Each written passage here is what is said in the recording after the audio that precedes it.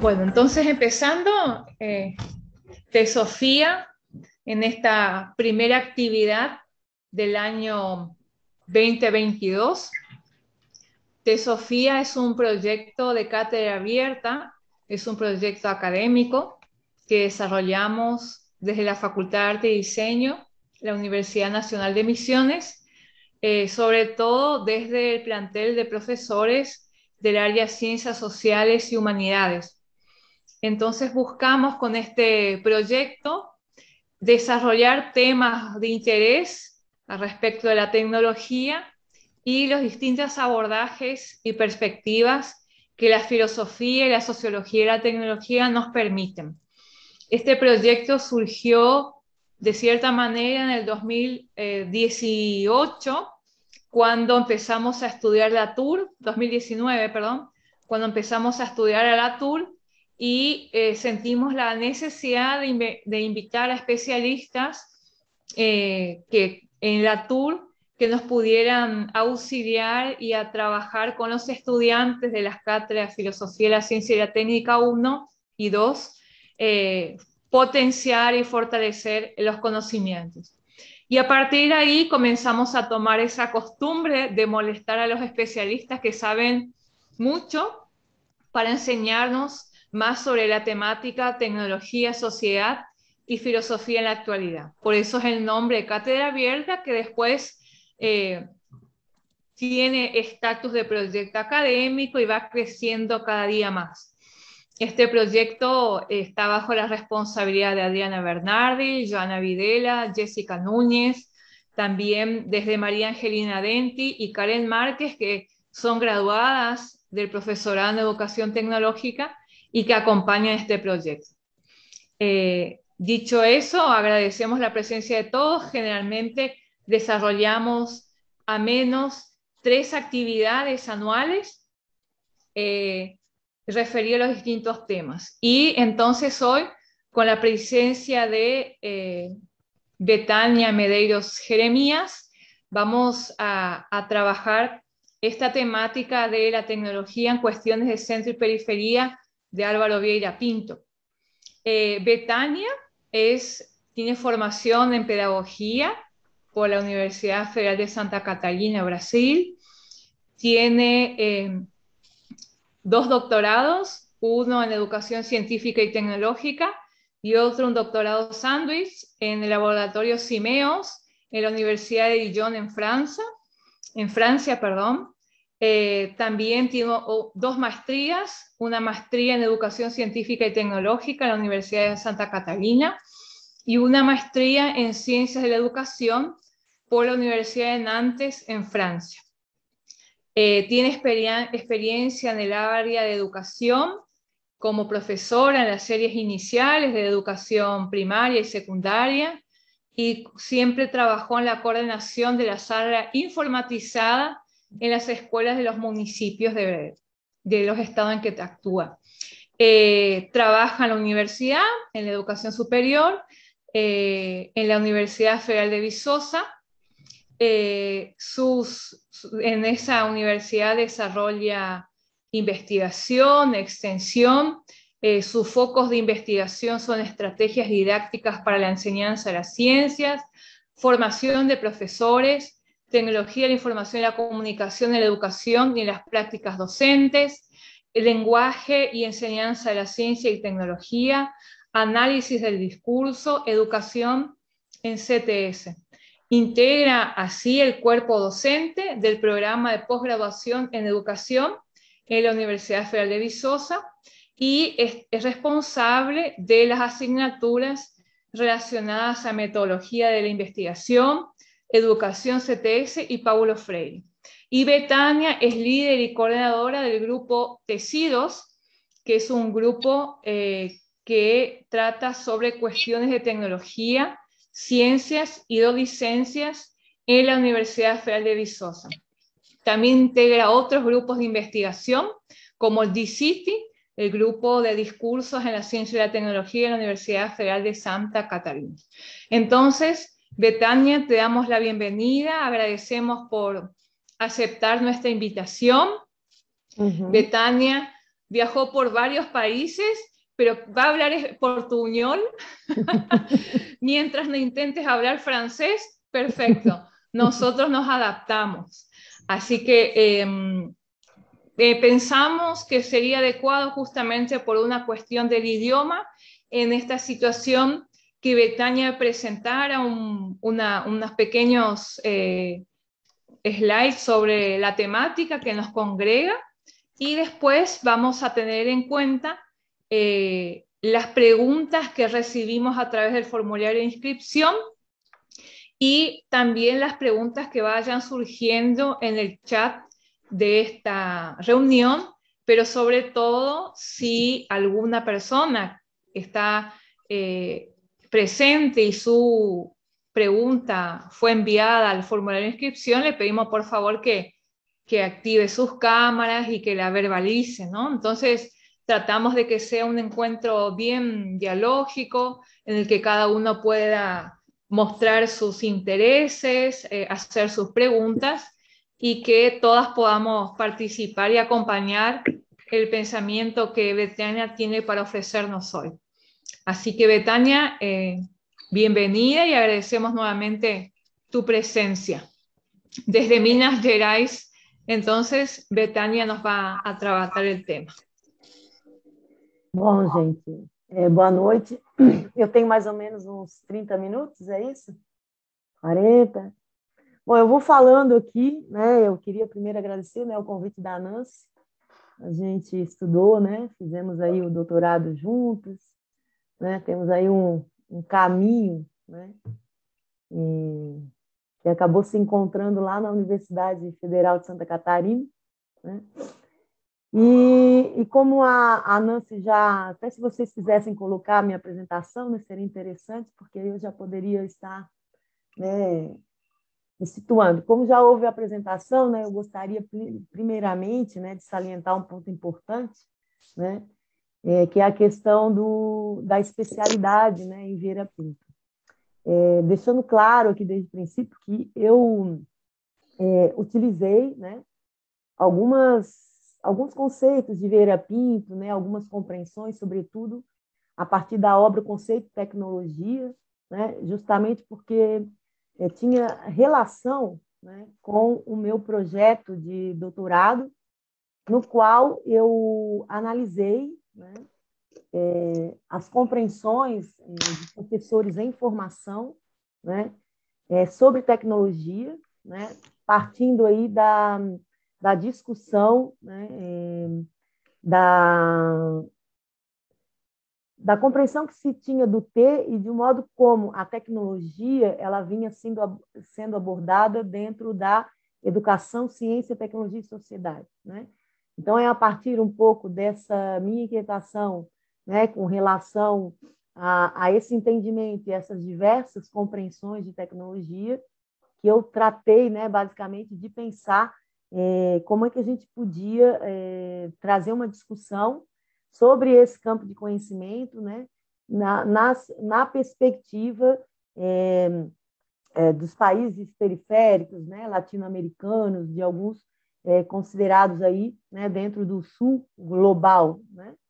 Então, é dentro dessa perspectiva que eu vou trabalhar com vocês, né? Deixando aí, então, claro, essa questão de que eu não sou bem uma especialista, né? Porque o Vieira Pinto, ele escreveu muitas obras, né? E essas obras, depois, esses manuscritos, eles foram sendo recuperados com bastante dificuldade, porque muitos, né, deles foram queimados, acabaram se perdendo no momento da ditadura do Brasil, né? No momento ditatorial, e que vem sendo recuperado aí pelos estudiosos, né? E também por causa da confluência, né, do diálogo estabelecido entre Paulo Freire, um pensador, né, brasileiro, bastante conhecido mundialmente, e a questão da conscientização, né, principalmente do povo, né, do povo trabalhador, né, considerando aí, para Vieira Pinto, a categoria trabalho e tecnologia como fundamental nesse processo, né, para pensar um projeto de desenvolvimento nacional, né, num período inicialmente desenvolvimentista, né, década de 50, e que depois, né, nos diálogos que ele vai estabelecendo, ele vai também complexificando e também trazendo novas discussões sobre a questão da relação homem-técnica, né, os seres humanos com as técnicas. Então, é nesse sentido que eu vou trazer aqui para vocês, e, na medida do possível, eu vou responder as perguntas e aquelas, né, que eu não souber, eu passo aí, deixo para vocês a tarefa de buscar, né? Porque a gente realmente é um livro bastante denso, né? O conceito e tecnologia são duas. Mas, bom, então, quando eu comecei a pensar, né, sobre a questão dos sentidos sobre tecnologia, em El Grupo, o Observatório de la Educação Ciências, né, no doutorado, eu via, né, a necessidade de problematizar a tecnologia, né, não somente como produto, né, ou aplicação da ciência, mas como um campo de conhecimento que tem as suas problemáticas específicas, né, na formação docente e na educação, ciência, tecnologia e sociedade. Né? Na verdade, havia, né, uma indicação de que, mesmo quando se abordava as relações ciência, tecnologia e sociedade nas situações de ensino, né, o T acabava sendo silenciado, não visto como um campo de conhecimento, né, específico, né, sempre como se ele tivesse dependente do desenvolvimento científico, né, do campo científico. Então, a pergunta que eu fiz nesse trabalho foi como mobilizar e problematizar sentido sobre a tecnologia na formação de professores de ciências com vistas à produção de novas leituras.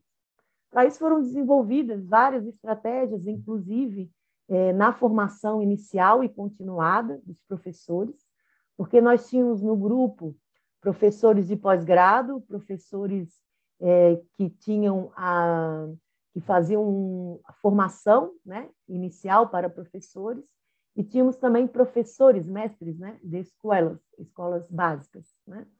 Então, nesse sentido, eu queria, a partir de uma perspectiva discursiva, né, mobilizar esses diferentes sentidos, né, e então analisá-los aí à luz das teorias que, principalmente da filosofia da tecnologia, me amparando aí em Finder, né, e Vieira Pinto, para pensar o que é, né, esse conhecimento tecnológico. Então, a primeira coisa, né, que eu comecei a me perguntar é qual seria o lugar, né, ou o não lugar da tecnologia nos estudos e na educação CTS. E aí, para isso, né, fui observar vários estudos, né, que vêm tratar dessa polissemia, pode passar adiante, pode botar os dois, não tem problema, dessa polissemia do termo, né? Alguns estudos aqui no âmbito do DICIT, né, da professora Cassiane Lins, de Giraldi e Brasil, Velho e Velho e Nascimento e Lins. Então, eles vão, assim como muitos outros autores, né, aqui eu trago alguns, falar dessa polissemia do termo, né, do termo tecnologia na educação CTS. E também com relação ao silêncio, né, sobre o T nas práticas educativas que se propunham, né, CTS. Eu não estou vendo aqui a coisa, mas eu estou acompanhando aqui, porque saiu aqui a janela. Aí já vuelve. Então, quando a gente falava, né, em educação CTS, né, muitos estudos e muitas práticas, eles acabavam colocando foco na relação ciência e sociedade, silenciando o T. E geralmente, né, assim como a ciência, né, se questionava, né, a neutralidade e a autonomia, né, também se discutia a questão da neutralidade e da autonomia em relação à tecnologia, ao conhecimento tecnológico, à produção tecnológica. E uma leitura bastante linear, né, e determinista do desenvolvimento científico, né, e tecnológico, considerando que mais ciência, né, geraria mais tecnologia e, consequentemente, mais desenvolvimento social. E aí alguns autores vão mostrar, né, que essa é uma leitura determinista, porque a história vem mostrando, né, que esse desenvolvimento não é linear à medida que o desenvolvimento social ele não acontece de forma homogênea e nem para todas as pessoas, né? E aí, um outro estudo que eu trago também, né, de Leighton, né, que ele vai falar que há ainda, né, isso ele fala em 88, né, em 1988, que ainda há uma subjugação da tecnologia à ciência, né, na educação CTS. E aí alertam para a necessidade de revalorizar a tecnologia, né, como campo de conhecimento fundamental para a educação geral de todos os estudantes, né? Então faz parte de todas as práticas sociais, né? E ao mesmo tempo, ao pensar esse campo de conhecimento, a necessidade de que esse seja associado aos contextos sociais em que essas técnicas, né, circulam e são produzidas, né? E também considerar como um tema transdisciplinar e transversal, que está presente em todas as práticas sociais humanas, né? Agora, aí para isso eu analisei algumas teses e dissertações, né? No qual eu identifiquei, né, categorizei em quatro formas de enfocar a tecnologia. Então, quando a gente faz a busca, né, quando eu fiz essa busca, né, tecnologia e educação CTS, aparece, então, a associação muito vinculada à tecnologia educativa, né? Então, quando se fala em tecnologia, está se referindo à educação tecnológica, né, dos cidadãos. Ou inserida, né, dentro das propostas de educação CTS, né, e dos estudos, né, ciência, tecnologia e sociedade, e alguns estudos também que buscaram analisar quais eram as interpretações de P, né? E também outros estudos que desenvolveram temáticas tecnológicas no ensino das ciências, né? No ensino de ciências. E aí eu analisei, então, 6 teses de doutorado, 32 teses de maestria profissional, porque aqui nós temos o mestrado profissional e também o mestrado acadêmico, né? E aí o que a gente consegue analisar a partir, né, dos sentidos sobre tecnologia nesses trabalhos? Então, a gente vê que há um sentido dominante de T, né? Quando eu falo T, estou me referindo à tecnologia, né? Muito associada à questão das tecnologias da informação e da comunicação, dos seus usos nos processos de ensino-aprendizagem, né? A gente encontra alguns de caráter epistemológico, filosófico, e muito associado também à questão da inclusão digital, né?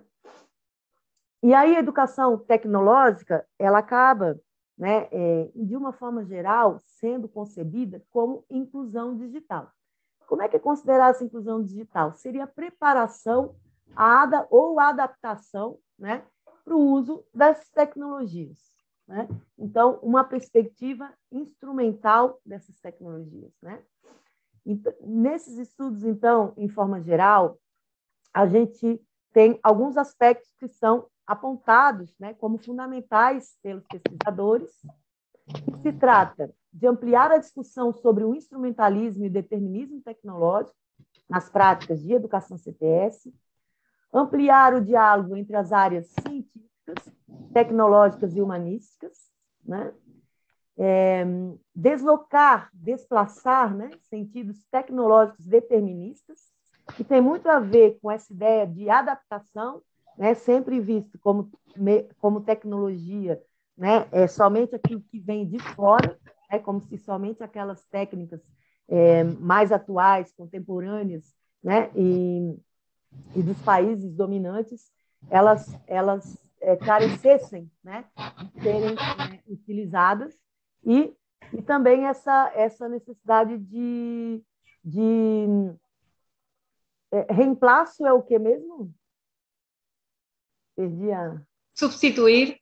Isso, e nessa necessidade de substituição, né? Então, vamos dizer que os países, né, do centro, os países, né, dominantes, eles deveriam dizer, né, para os países de periferia como que eles deveriam, né, se desenvolver a partir das tecnologias que são produzidas lá fora, né? Então, e a necessidade aqui no campo da educação de uma educação emancipadora e transformadora, né? A gente vai falar sempre dessa questão da emancipação, né? Tanto para Paulo Freire quanto para Vieira Pinto, né, e Finber, quanto, né, transformadora, desconstruindo assim esses modelos, né, que são tecnocráticos e também técnico-dependentes, ou seja, que dependem, né, de tecnologias externas para que essa educação possa ser vista como uma educação realmente dita como de qualidade aos países periféricos, né? E aí, dentro desse aspecto, né, para pensar a tecnologia, educação e formação do professorado, e aqui educação científica e tecnológica, né, eu utilizei, em certa medida, né, algumas posições, né, discuti algumas posições epistemológicas do Finber, né, do Andrew Finber, a relação educação e tecnologias em Freire, e venho trabalhando com os conceitos, né, de tecnologia de Vieira Pinto.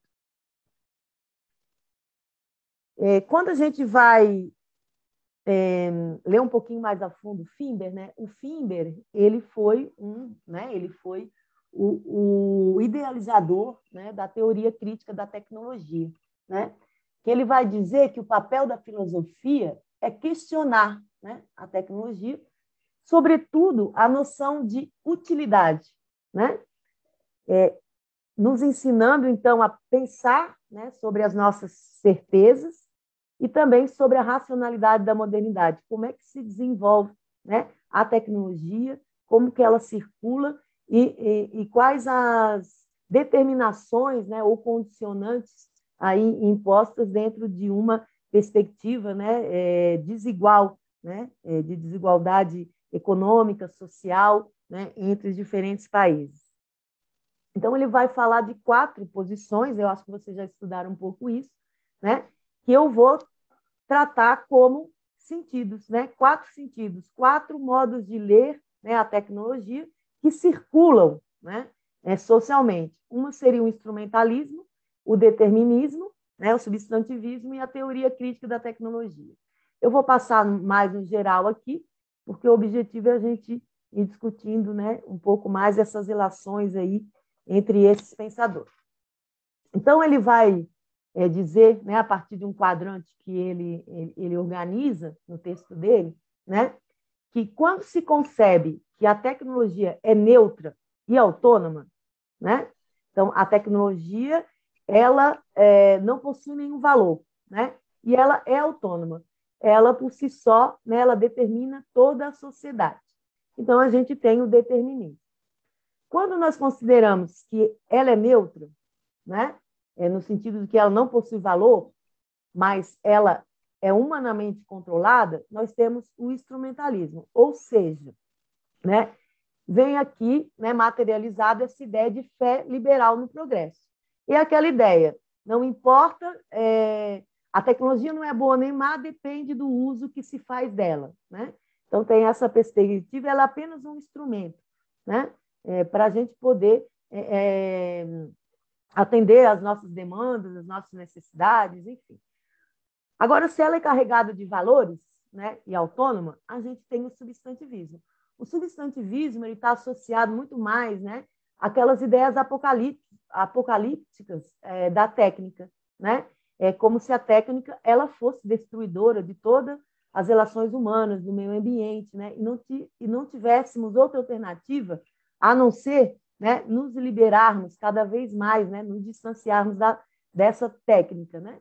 Então, a gente vai ver com Vieira Pinto que ele vai se opor, né, a tanto a ideia determinista, né, de pensar somente como produtora de benefícios, né, para a sociedade, como também dessa ideia substantivista, né, que vai negar, né, as possibilidades de a gente transformar a realidade, né? E aí que a teoria crítica do Finber vem nos mostrar, né, de que nós podemos inserir, né, nas tecnologias os valores que nós queremos que elas tenham, né? Então, a tecnologia, ela precisa ser pensada, né, de modo situado, a partir, né, dos contextos em que ela é produzida, circula, e a partir das necessidades, né, locais, regionais. E essa ideia tem muito a ver com a questão de olhar, né, para a técnica como constituinte, né, da ação humana, né, da atividade humana, né? Então, a técnica sendo essa própria atividade que, desde os inícios, desde os primórdios, né, o homem, em seu processo de humanização, lança a mão da técnica para transformar, né, a natureza, enfim. E aí, pensando, né, nessa busca, né, que ele vem falando, né, o Vieira Pinto e outros autores, né, essa necessidade de buscar o logos perdido da tecnologia, ou seja, o discurso, né? A ciência da técnica. Né? Para isso, há necessidade de recuperar esse sentido epistemológico, que é a ciência cujos objetos são as técnicas. Tem um outro autor francês que ele vai fazer um questionamento bem interessante, que ele vai perguntar: se a biologia é o estudo da vida, né? A geologia é o estudo da Terra, e vai dando outros exemplos, né? Que terminam com o logos, né? Por que quando a gente vai falar em tecnologia, a gente fala, né, da tecnologia como um produto, né? Simplesmente, né? E silencia essa perspectiva, né, desse olhar epistemológico. Eu não sei se vocês querem falar um pouquinho, se vocês já leram alguma coisa sobre Vieira Pinto, se vocês já conheciam, né, esse filósofo, se vocês já tinham escutado, né, ouvido falar alguma coisa sobre o Vieira Pinto.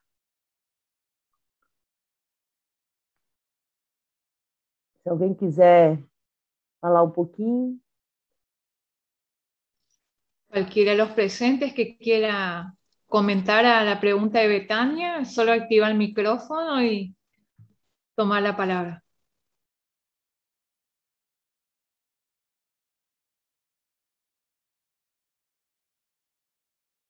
É interessante, né, porque eu faço essa pergunta, porque muitos conhecem o Vieira Pinto por causa do Freire, né? Na discussão sobre conscientização e sobre alfabetismo que eles desenvolvem, inclusive, né, quando teve lá, né, no Chile. Mas então, gente, eu vou passar um videozinho bem curto, vamos ver se ela consegue passar aí.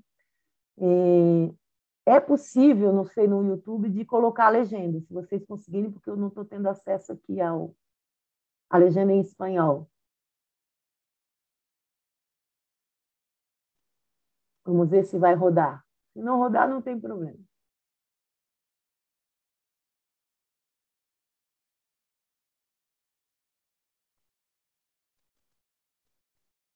Será que consegue aí colocar um play?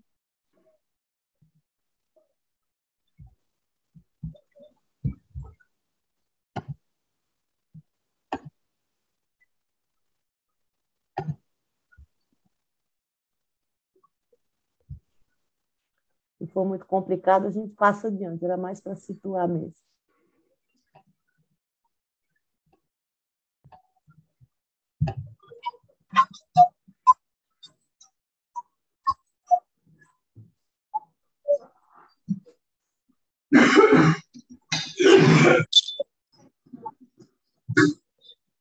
O som não está fazendo.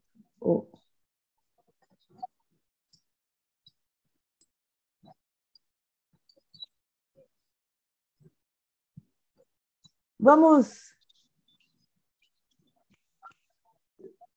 Não está aparecendo.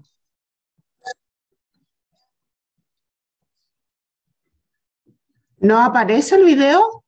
No podemos escuchar el sonido. A ver. Não tem problema, não. A gente vai seguindo adiante.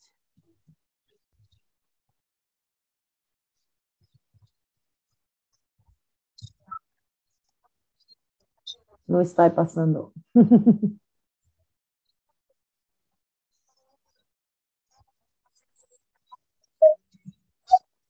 Vamos seguir adiante aqui. Era mais para... Ele traz, né, uma síntese bem rapidinha assim, do contexto. Né? Um pouquinho. Então, gente, eu trago uma síntese, né, biográfica e bibliográfica só para entender, né, mais ou menos o período em que o Vieira Pinto realiza suas produções, as suas reflexões, né, sobre a questão da relação centro-periferia, né, de um projeto de desenvolvimento nacional. Né? Então, ele vai nascer, né, em 1909, né, foi também médico, né, trabalhou 16 anos como médico. Depois, em 41, ele foi professor de História da Filosofia e é nesse momento que ele começa a ser mais conhecido. Né? Depois ele estuda na Sorbonne e realiza uma tese sobre a cosmologia de Platão.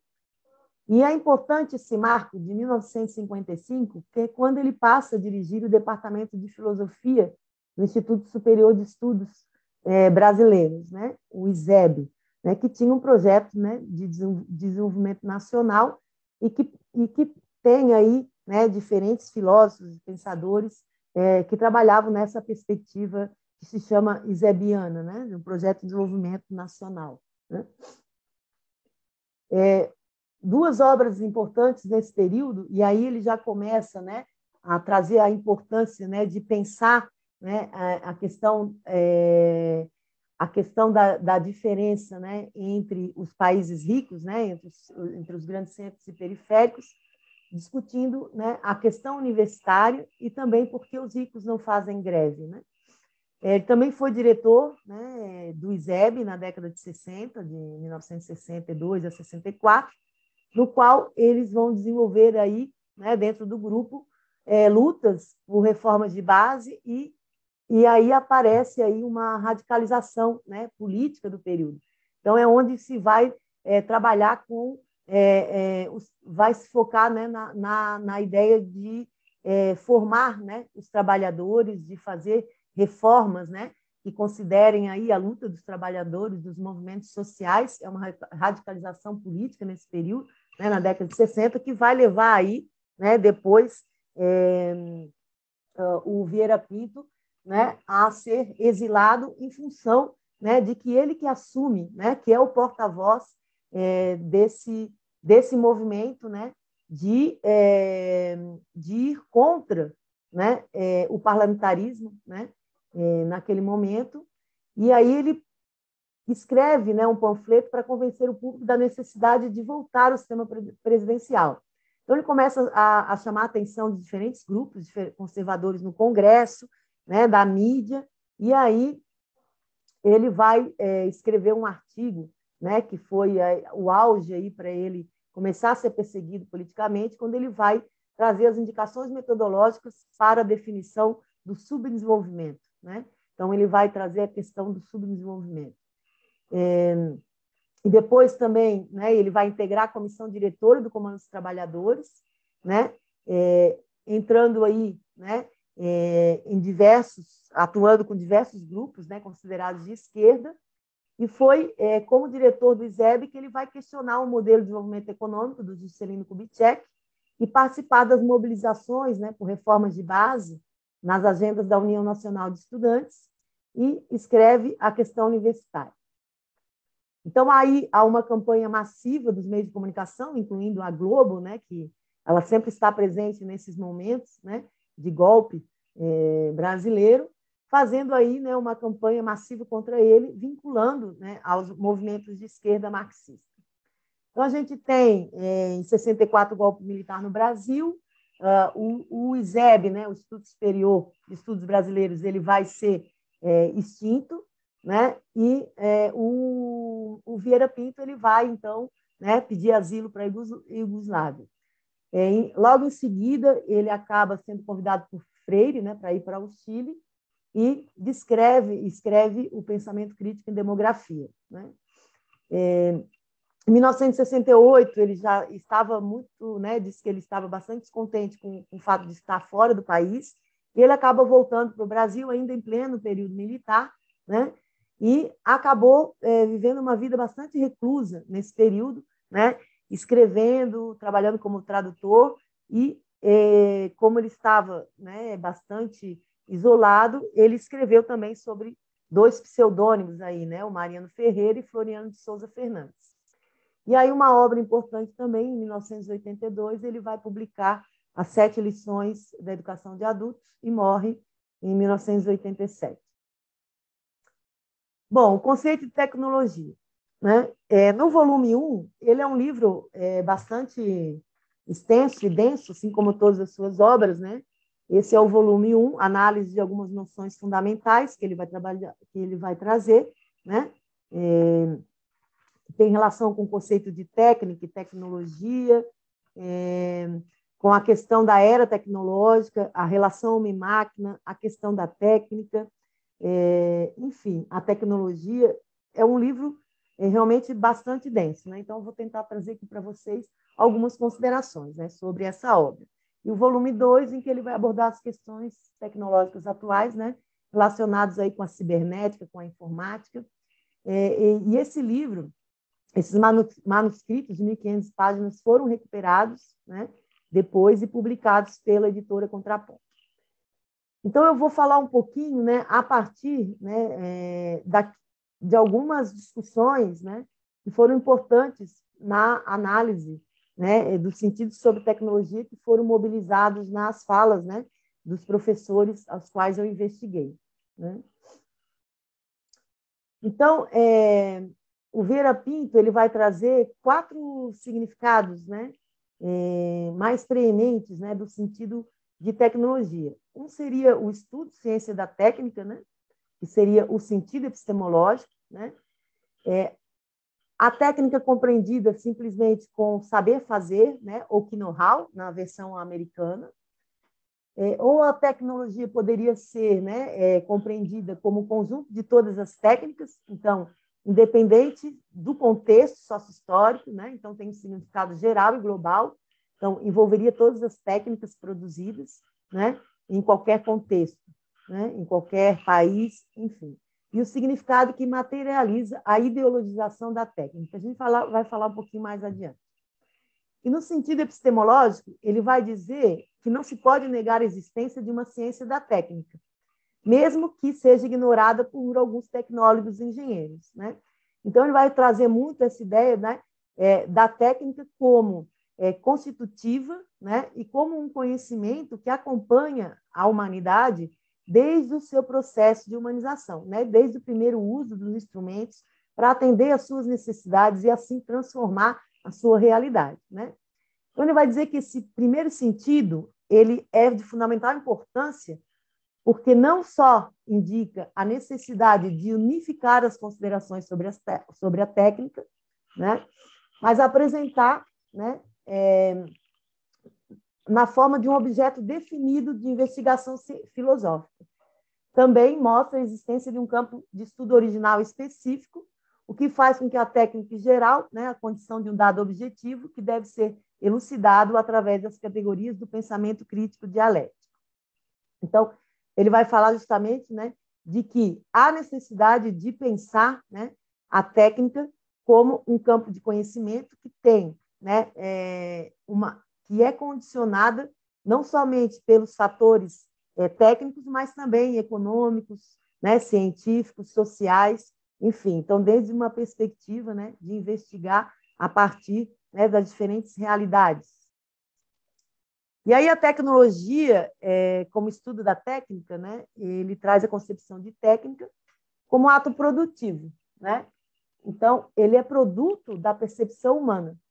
Como produto dessa percepção humana, ele volta ao mundo em forma de ação, que é materializada, essa ação, né, a atividade humana, né, ela gera instrumentos e máquinas que são depois repassadas, né, pela transmissão cultural. Então, ele vai trazer muito essa discussão da técnica relacionada à cultura, né? Então, como fazendo parte da cultura humana, né? Nos diferentes períodos históricos e tendo aqueles valores, né, que eram presentes naquele período. Então, é sempre difícil a gente analisar uma tecnologia anterior, ou uma técnica, com o olhar que nós temos hoje. Né? Então, sempre pensar a partir do seu conceito sócio-histórico, né? No momento em que ela estava sendo produzida e circulando. Então, o conceito histórico de técnica, que ele vai trabalhar com a perspectiva marxista, né? A questão também do trabalho, né? Sobretudo com a categoria trabalho, que o animal ele vai dizer que só se adapta ao que a natureza produz. Então, ele precisa do alimento, né? Ele se alimenta, ele se protege do frio, mas tudo de acordo com aquilo que a natureza proporciona, né? Mas o ser humano, ele precisa, né, superar as suas condições com a natureza, né? E assim ele produz novas condições de vida. À medida que ele produz novas condições de vida através do seu fazer, né, através do manuseio, né, da natureza, ele vai transformando essa realidade e também as relações, né, sociais que são estabelecidas. Né? Então, ele vai chamar, né, que o homem se transforma no animal técnico, que é produtor da sua própria existência, né? E dizendo que a técnica é contemporânea ao homem, à sociedade e à cultura. Ou seja, à medida que o homem, né, inicia o seu processo de humanização, de hominização, né, ele já está, né, envolvido, né, ele é constituído por essa técnica. Então, para ele, a técnica está implicada com base em toda atividade produtiva, né, material ou ideal. Ou seja, a técnica faz parte de toda atividade humana e em nenhum momento, né, em relação a nenhum objeto, e aí a gente pode falar de qualquer utensílio, qualquer ferramenta, né, qualquer produto da atividade humana, o homem deixou de agir tecnicamente. Né? Ele vai dizer que hoje chama muito mais atenção, né, quando a gente fala em tecnologia, porque isso tem a ver com a ideia da ideologização da técnica, como só as técnicas atuais, aquelas que utilizam mais, que utilizam mais conhecimento, né? Aquelas que geralmente são produzidas, né, nos grandes centros, né, elas chamam mais atenção, como se elas fossem valorativamente melhores, né? E para isso, né, o resto, né, o resto dos países deveria se adaptar, né, a essa técnica que é produzida. Nesse sentido, o pensamento de Vieira Pinto, né, ele vai trazer essa ideia, né, de que a sociedade é tecnológica, né? Não tem como separar, né, os humanos das técnicas. Isso é bem interessante porque ajudou muito a pensar a discussão, né, em analisar alguns materiais que eram produzidos para as escolas, que eu analisei junto com os professores, né, em que havia, né, uma clara, imageticamente, uma clara separação, né, entre humanos e técnicas. Então, o homem se separa, né, da sua atividade, do seu trabalho, né, e aí como se houvesse uma substituição, né, pelas máquinas de todo aquele trabalho que silenciando o homem aí desse processo, né? Então, ao falar dessa inseparabilidade, ele vai dizer o seguinte: a técnica está envolvida em toda atividade produtiva, material ou ideal. Então, em nenhum momento, né, em relação a nenhum objeto, o homem deixou de atuar tecnicamente. Se nós formos pensarmos no primeiro momento, né, de que o homem, né, com a necessidade, né, de atender às suas necessidades básicas, fome, frio, né, sede, ele vai começando, né, a utilizar e produzir ferramentas, utensílios que vão o ajudar, né, o auxiliar nesse processo, né, de poder transformar aquela sua realidade. Né? Então, a ideia também de privilegiar as técnicas atuais sobre as anteriores à higiene. Então, assim, Paulo Freire, o Vieira Pinto, assim como Paulo Freire e Finde, eles não negam a tecnologia, não negam a técnica, né? E isso é bem importante pensar. Por quê? Porque a ideia justamente é separar, né? Se desligar, né? Deslocar essa visão determinista e substantivista da tecnologia, né? Da técnica como um produto, né? Separado, né? Separado dos homens, né? Da humanidade. E como se também só essas técnicas mais atuais, né? Aí principalmente com o advento da industrialização, né? Com a incrementação de ferramentas, máquinas, né? E conhecimento também científico, como se elas fossem as mais as melhores, né? Então ele vai dizer que a técnica como processo, e aqui também tem uma outra percepção interessante, que a técnica é vista como processo, né? Ela é sempre surgimento de algo novo. E quantitativamente, este novo pode alcançar proporções tão assombrosas que efetivamente o revestem de aspectos originais, né? E ele vai dizer que esse é um pensamento, né, acrítico, né? Como ao negar, né, as técnicas, por exemplo, mais rudimentares, né? A negar as técnicas que são produzidas, por exemplo, em países subdesenvolvidos, né? Como se só aqueles conhecimentos, né, produzidos nos centros dominantes fossem, né, de maior valor, aquelas tecnologias. E aí ele vai dizer que esse assombro, né, frente às técnicas, porque hoje a gente vê, né, se fala muito nos maravilhamentos da técnica, que a tecnologia vai transformar, né, a sociedade, as relações de trabalho, que as pessoas vão trabalhar menos, né, a partir do momento que as máquinas vão realizar o trabalho mais repetitivo, mais cansativo, né? Ele vai dizer que as técnicas elas sempre, né, existiram, né, esse assombro pelas técnicas, mas sempre esteve restrito a poucos grupos sociais, né? Geralmente com poder econômico para obtê-las. Então, a gente pensar a questão da escrita, né? Que demorou, né? A tecnologia da escrita que demorou um grande tempo, né? Para se massificar, né? Para chegar, né? Às massas, né? Então essa é uma questão que ele vai trazer também. Então assim, sempre, né? Os grandes centros, aqueles que têm maior poder econômico de capital, eles acabam, né, tendo aí, né, maior acesso a essas tecnologias, a esse conhecimento que é produzido, né?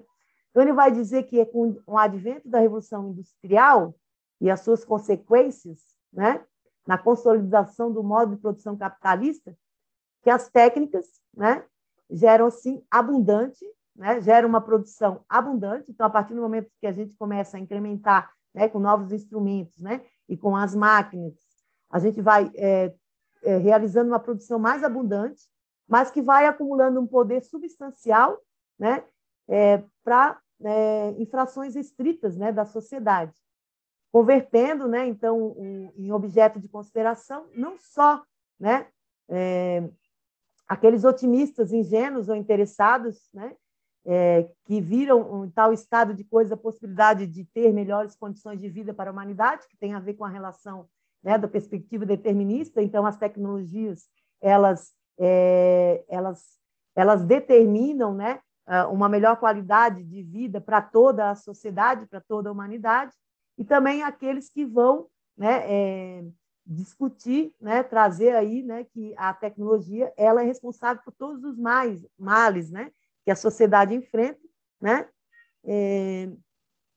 e como se elas fossem, então, né, agentes da miséria do povo, né? Então, essa perspectiva é bastante substantivista. Então, de um modo geral, ele vai questionar, né? A gente pode associar a Finber quando ele diz, né, que há, né, um pensamento dominante, uma posição bastante dominante da tecnologia vista somente, né, no seu aspecto positivo, né, como meio para melhorar a qualidade de vida, né? E essa lógica, então, associada ao instrumentalismo, ela pode ser representada, né, pela seguinte equação: mais tecnologia, mais inovação, mais qualidade de vida, né? Seria a perspectiva determinista, e a substantivista, que vai dizer, então, né, que a tecnologia é responsável por todos os males sociais. Então, mais tecnologia, mais inovação, mais destruição e, consequentemente, menor qualidade de vida, né? Então, esses pensamentos eles acabam se mostrando como dominantes, né? Principalmente em relação, né, a essa discussão sempre periferia. Só um minutinho que o meu gato está aqui miando, vou abrir a porta.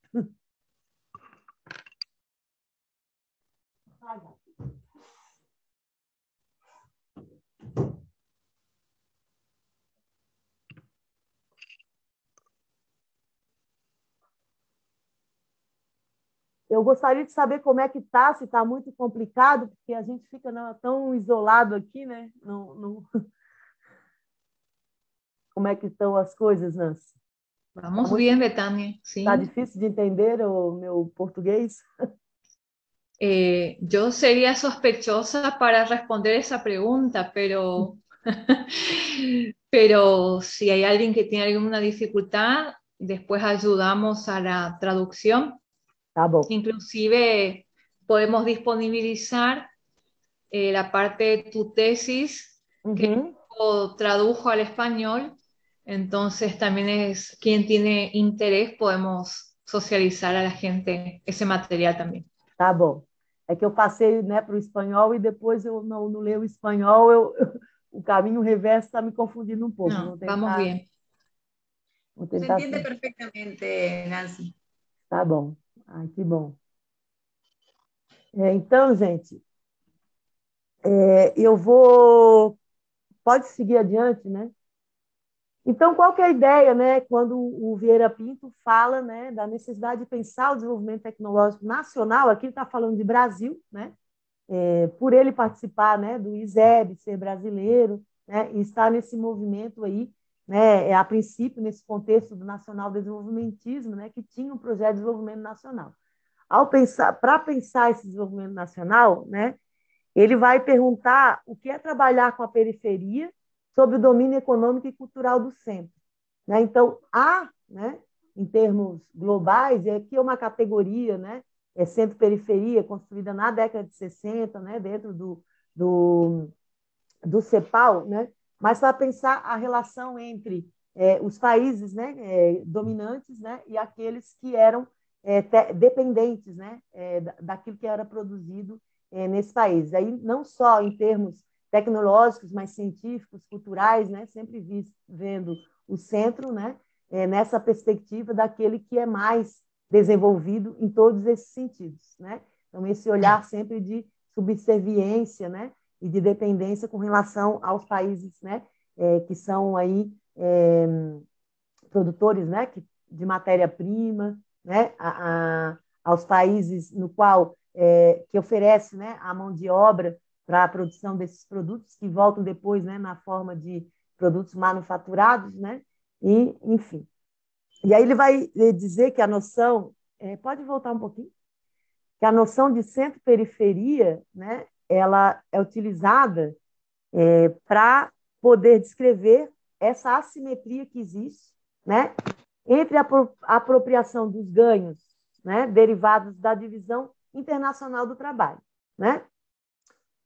Então, ele vai tratar da influência da análise da relação centro-periferia a partir, né, dessa categoria desenvolvida pela Comissão Econômica para a América Latina e o Caribe, né, que, inclusive, continua, né, essa comissão ainda continua bastante ativa e pensando as questões, né, sobre a relação centro-periferia, trazendo também alguns diálogos mais atuais, né, porque desde aquela época houveram transformações, né, nesse sistema de divisão internacional do trabalho.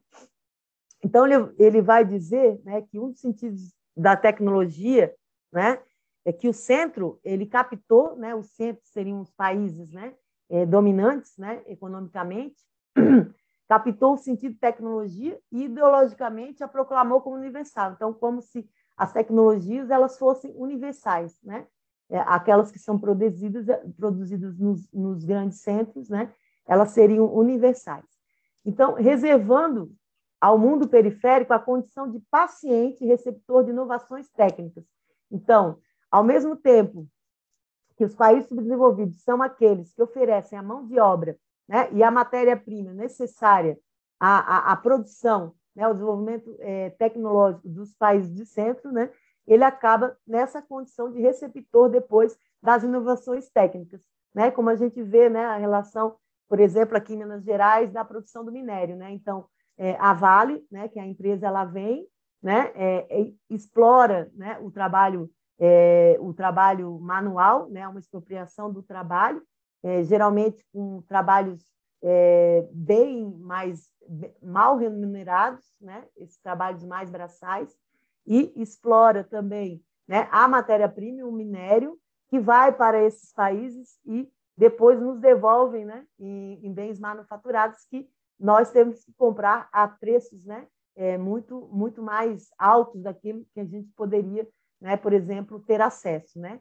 Então, negando a possibilidade de que o trabalhador ele possa, né, ser também, né, se apropriar, né, do seu próprio bem que ele produz, né? Tem uma relação bastante, né, claro, marxista, né, com relação à alienação do trabalho, né? E aí, nesse sentido, né, a periferia, né, seria, então, né, compreendida pelos grandes centros somente como receptora das inovações tecnológicas do centro, ou seja, a periferia não produz inovação, né? Como se as técnicas que são produzidas nesses países elas fossem de menor valor, né? Com isso, né, gera uma divisão desigual da riqueza e do trabalho, né? Porque há sempre, né, essa perspectiva de pensar a periferia simplesmente como o lugar, né, o território onde vai se coletar, se buscar, né, a matéria-prima e a mão de obra, né? Geralmente a mão de obra não especializada, né, que é aquela que paga menores salários.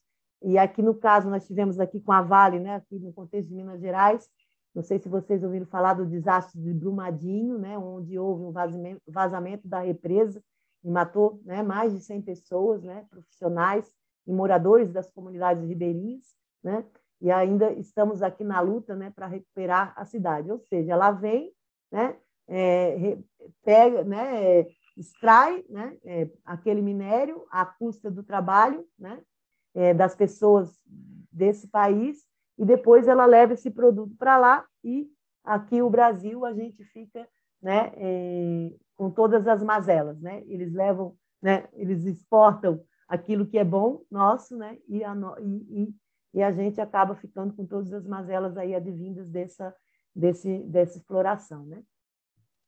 Aí ele vai dizer, que eu acho bem interessante, né, que a periferia entrega tudo e o centro recebe tudo, né? A periferia exporta seu ser e importa o não ser. Ou seja, ao exportar o seu produto, a sua mão de obra, ele também exporta, né, a sua humanidade, o seu ser, né, a sua existência. Mas quando ele vai, né, depois ele vai ter que importar aquilo que não lhe pertence mais, né? Ele deixa de lhe pertencer, né? Então o produto do seu trabalho deixa de lhe pertencer, né? E vira somente uma mercadoria, né? Então o crescimento industrial ele afetou, né, e afeta, né, amplos setores da sociedade.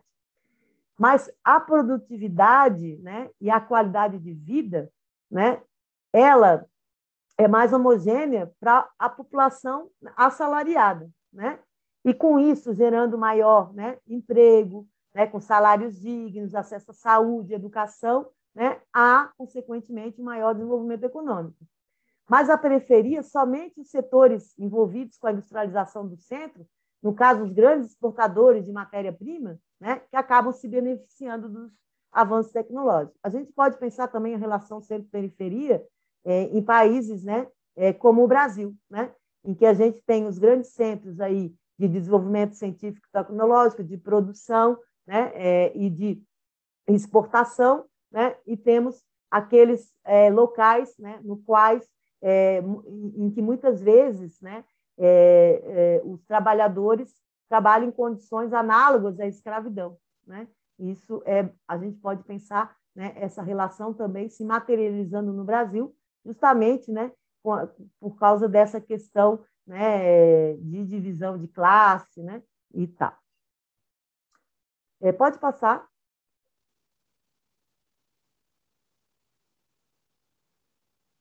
Pode passar adelante. Então, ele vai falar desse abismo, né, que essa simetria vai provocar, né, em relação às esferas do trabalho assalariado e não assalariado. Se pensarmos hoje o Brasil, né, com a pandemia, depois eu vou trazer um exemplo aqui de centro-periferia, né, a partir de um estudo que foi feito sobre a questão das vacinas, né, da distribuição das vacinas, né? Então, a gente vai pensar, né, hoje, né, no Brasil, em todo o globo, né, aqueles países que mais, né, terão dificuldades de se desenvolver, né, serão aqueles países periféricos, né? Porque as vacinas chegaram mais tarde, né? Muitos ainda não chegaram, né? E, consequentemente, há também um aumento, né, do trabalho não assalariado, à medida, né, que os empregos começam a ficar escassos, né? E as pessoas em luta da sobrevivência acabam aceitando trabalhar, né, por qualquer preço. Então, a exploração, né, ela não é só de cima para baixo, mas também acontece, né, dentro do próprio país, né? Então, para eles, são esses setores privilegiados, né, que se manifesta mais predominante a consciência ingênua. Por quê? Porque esses países, né, esses países que estão acostumados, né, com bem-estar social, com qualidade de vida, que são detentores, né, das patentes tecnológicas e todo esse conhecimento, para eles não há interesse em nenhuma mudança, né? Para eles é importante garantir status quo. Então, vender essa ideia, né, de que somente as tecnologias, né, na qual, né, incrementadas com maior conhecimento, com maior conhecimento científico, né, que vão ser, então, que são que são consideradas, né, como valorativamente melhores e deveriam ser, né, utilizadas aí pelos países periféricos. Então, para manter o status quo, né, por isso que ele vai chamar de consciência ingênua, né? Não há para eles nenhuma necessidade de mudança, porque para eles está tudo bem, né? Então, essa dicotomia oferece condições para uma compreensão única do impacto da propagação dos avanços tecnológicos e o uso da técnica, né, em substituição ao trabalho manual. Para Vera Pinto, então, corresponderia ao intelectual, né? Sim, sim, do sul global. Os chamados novos estruturalistas, né, que vêm trabalhando com essa perspectiva do sul global, né? Não como uma divisão somente geográfica, mas geopolítica, né? Tem bastante relação. E aí é bem interessante pensar a questão do Boaventura de Souza Santos, né? Pensar a questão do Sul, né? A partir do Sul, e que já, né, em Paulo Freire, que já vem falando dessa questão há bastante tempo, né? Ele vai falar da necessidade de sulear, né, essas discussões. Então, ele diz que cabe, né, ao intelectual comprometido em explicar as causas dos obstáculos históricos do desenvolvimento nacional em países como o Brasil, né, que tem ricos e pobres ao mesmo tempo, né? Então, é um país com uma desigualdade bastante grande, né, e com uma diferença, né, bastante grande aí entre os ricos, né, e os pobres. Então, cada vez mais vem aumentando essa linha aí, né, que separa, né? Inclusive, hoje nós temos um retorno da fome no Brasil, né, devido às políticas que têm sido implementadas pelo atual governo, né, subserviente aí, né, àquilo que é produzido nos outros países, né, o desinvestimento em ciência e tecnologia. Então, fazendo, né, justamente ao contrário desse projeto nacional proposto já, né, por esses pensadores, né, tanto Freire quanto Vieira Pinto, né, e outros aí, né, do contexto latino-americano, que vem discutindo essa questão, né? Então, ele diz que é preciso sensibilizar as massas sobre os processos de exploração e expropriação, né, que são submetidos. Então, a ideia da consciência ingênua para a consciência crítica, né? E ele vai dizer que as massas que precisam, né, do desenvolvimento de uma consciência crítica, não porque eles não tenham consciência, mas porque eles precisam se apossar, né, tomar posse, né, dessa consciência, assim como tomar posse daquilo que eles produzem, né? Tomar posse dos produtos, né, que são produzidos por eles também, da ciência e tecnologia que por eles são produzidos. Pode chegar adiante, eu vou trazer, acho que agora, um exemplo. Então, gente, tem um estudo, claro que eu fui ver aqui, né, mais rapidamente, para trazer um exemplo talvez mais elucidativo, né, até porque, como eu disse, tem muitas questões, né, sobretudo de âmbito econômico, né, tem muitas confluências, né, muitos estudos convergentes, né, uma discussão bastante interdisciplinar, né, e que eu não sei se eu dou conta de fazer com vocês, Mas aí eu trago aqui um estudo que foi feito recentemente, né, que foi analisar a relação centro-periferia nas cadeias de valor farmacêuticos, né? Vão perguntar se essas cadeias, né, são globais, né? Como é que elas são, né? Se elas são globais e se existem, né, nessas cadeias relações entre centro e periferia, né? E que países se encontram em cada polo. Então, eu vou falar a partir da perspectiva, né, um pouco mais atual de pensar essa relação centro-periferia, que aí vai ter bastante relação com o que já falaram aqui, né, da questão do sul global, né, de Boaventura de Souza Santos.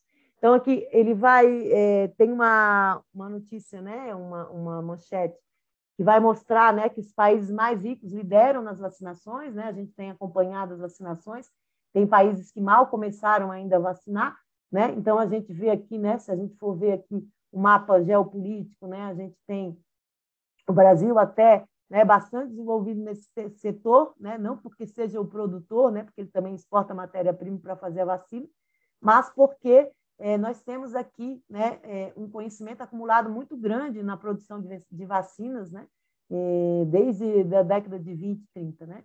Então, assim, a gente tem um conhecimento bastante acumulado, inclusive já foi referência para muitos países, né, nesse conhecimento, né, sobre a vacinação, aplicação, né, em toda essa rede sociotécnica. Né? E aí a gente vê, sobretudo aqui, né, os países africanos, né, e alguns países depois, né, do leste europeu, e tudo isso também que vem sendo prejudicado agora pelas guerras, né, que dificultam o acesso a essas vacinas. Né? Então, se for traçar, né, essa linha divisória entre centro e periferia, né, o centro que tem a propriedade da tecnologia e do capital, né, e padrões também mais sofisticados de especialização produtiva e comercial. Estados Unidos, Suíça, Alemanha, alguns outros países, Bélgica, Dinamarca, França, Japão, Suécia e Reino Unido, e aí, com isso, né, gerando uma dinâmica desigual de ingressos, né, entre países centrais e periféricos. E ganhos, né? Ingressos é o que mesmo? De renda, entre países centrais e periféricos, né? Isso é bem interessante pensar, né? Quando a gente pensa, né, as relações centro-periferia no Brasil, quais que são aqueles estados, né, que são mais adiantados em termos de vacinação, né, em termos de políticas sociais e econômicas. Né? Então, a gente vai vendo que essa relação centro-periferia também pode ser pensada, né, com relação ao urbano, né, aos centros urbanos, aos grandes centros, né, e aqueles estados mais pobres, né, mais carentes, onde a exploração, né, da mão de obra, né, e da matéria-prima é mais exacerbada. Né? Pode passar.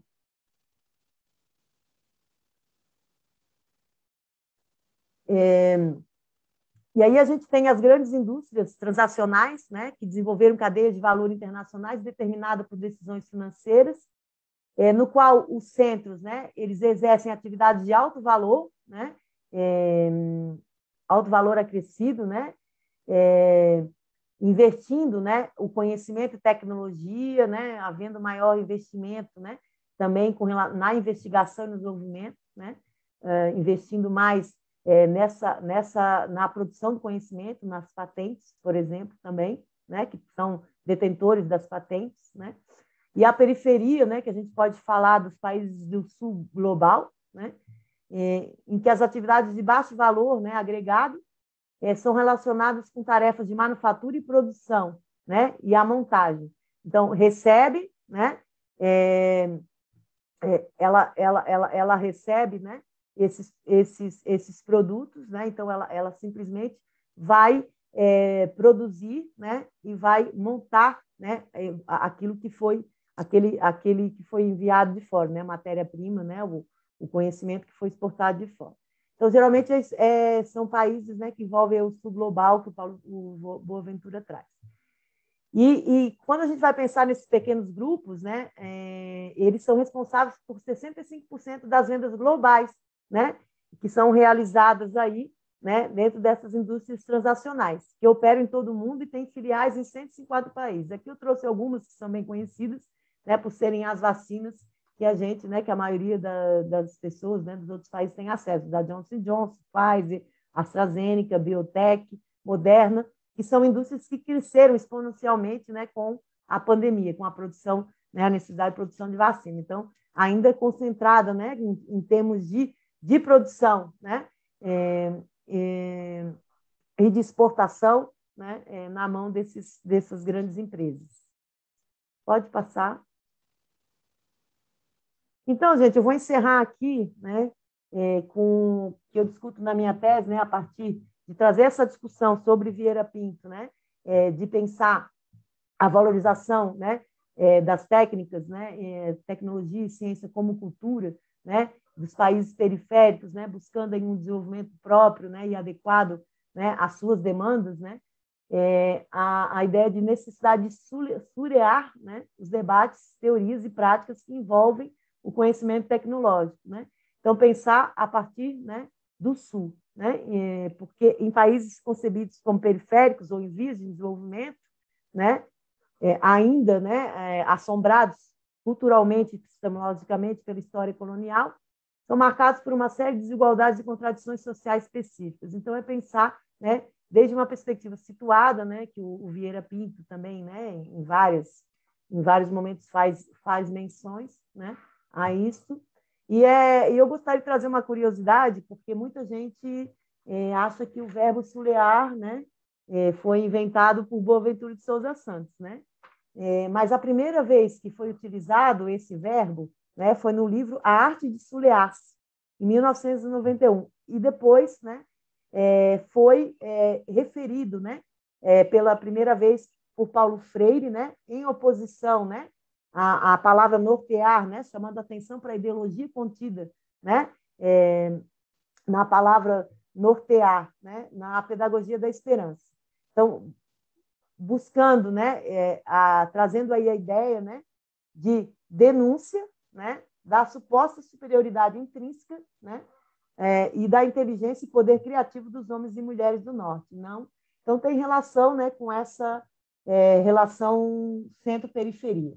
Então, assim, é mais ou menos isso, gente. Eu não sei, me confundi um pouco com esse espanhol e esse português aqui, que no fim, não sei se vocês me entenderam, mas, assim, é mais nesse sentido, né, de pensar, né, sobretudo dentro da educação CTS, né, quando a gente está pensando em educação tecnológica, né, em desenvolvimento tecnológico, né, educação tecnológica para quem, educação tecnológica para quê, né, e pensar a tecnologia como campo de conhecimento bastante amplo, né, e que precisa ser analisado, né, a partir dos contextos históricos específicos, né, em que ela é produzida, circula e é utilizada, né? Então, rompendo aí com essas ideias de substituição, né, de que as tecnologias desenvolvidas nos grandes centros, né, são sempre melhores, né, e mais adequadas aos países, e a gente pensar, né, no investimento da ciência e da tecnologia nacional, né, o que vem ocorrendo aqui, né, nos últimos anos, de forma contrária, né, a esse projeto de independência, né, com relação àquilo que é produzido, né, a esses conhecimentos produzidos nos grandes centros, né, e depois que retornam para a gente, né, como se fossem dádivas, né? Mais ou menos isso. Aqui tem algumas questões, né? Ensinar educação tecnológica. E aí, gente, eu gostaria mais, né, de atentar aqui mais para essas questões, né, de pensar como que a gente pode, né, pensar a educação tecnológica, né, a partir dessa relação centro-periferia, né, considerar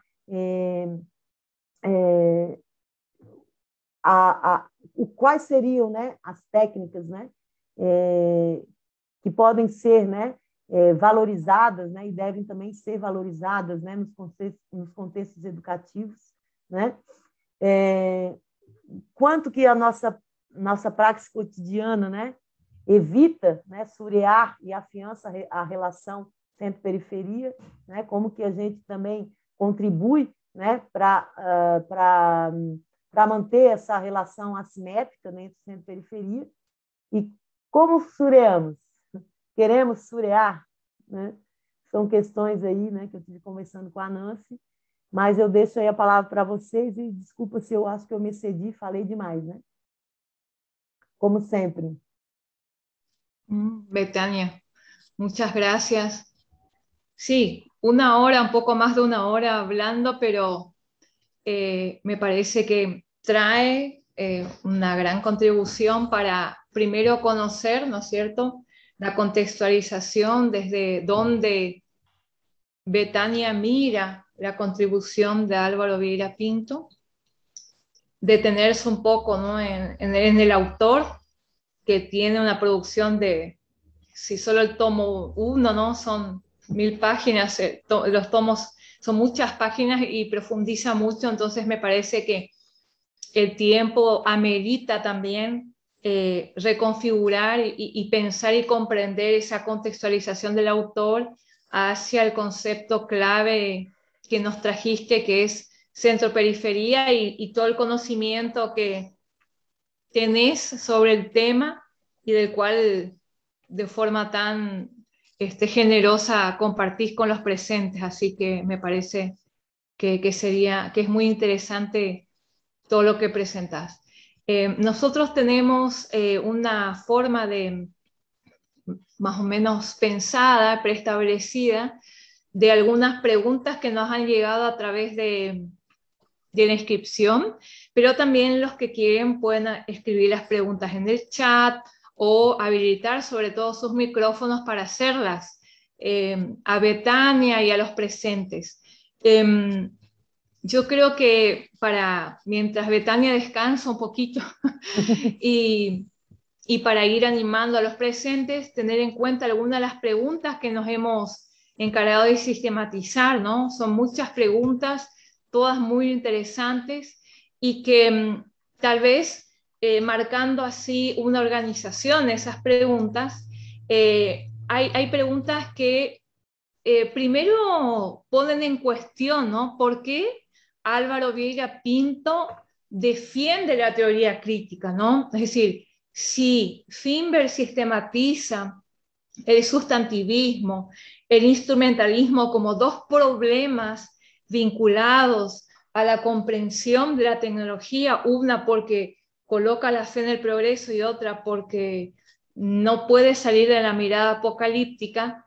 Entonces, una de las preguntas, yo pienso que tiene dos preguntas, se relaciona un poco a eso, o sea, ¿por qué avanzar a ese desplazamiento de sentido que decía Betania, ¿no? O sea, tenemos esas comprensiones y queremos avanzar hacia una teoría crítica y eso significa un desplazamiento de sentidos hacia una mirada de no dominación, que no mantenga esa simetría entre dominantes y dependientes.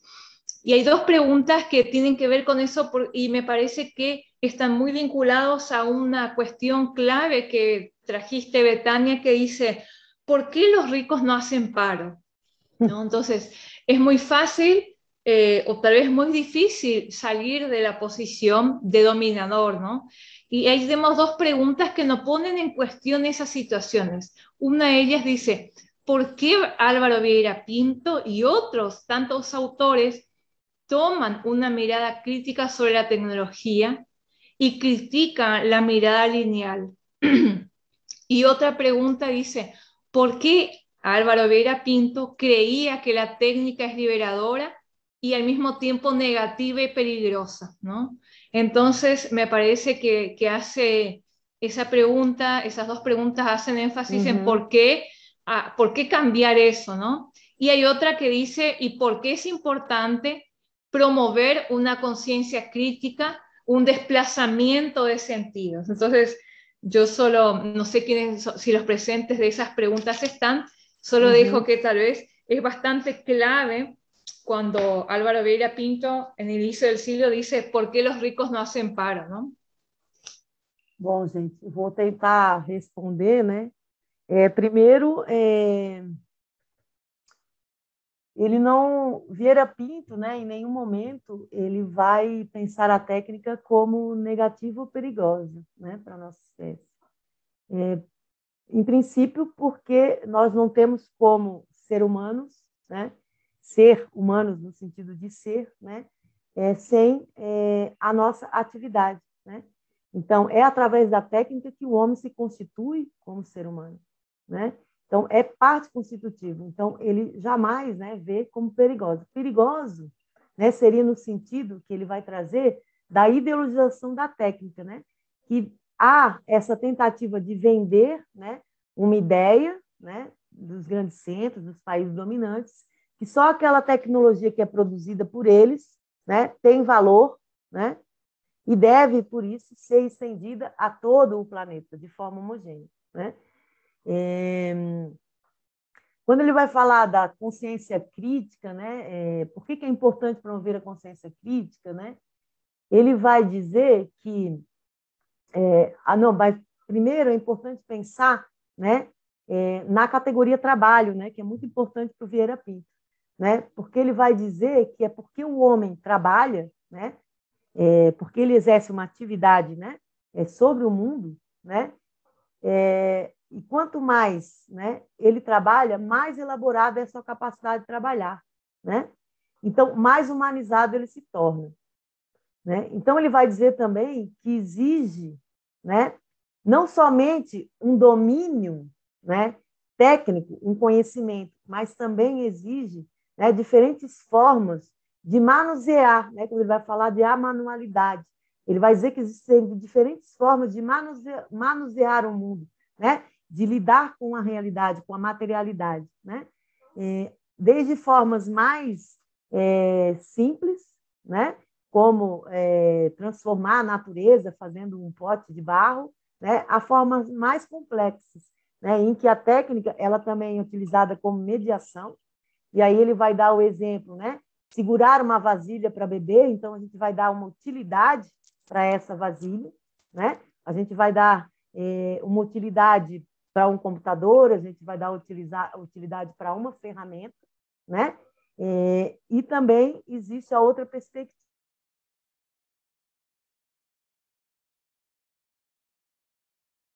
produto, né, em mãos, para apreciar a beleza dos desenhos e o colorido dado pela arte cerâmica.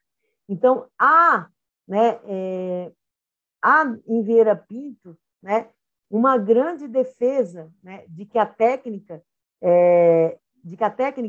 produzida, né, ela volte, né, retorne a esses sujeitos, né? A técnica que aquele sujeito produz, né?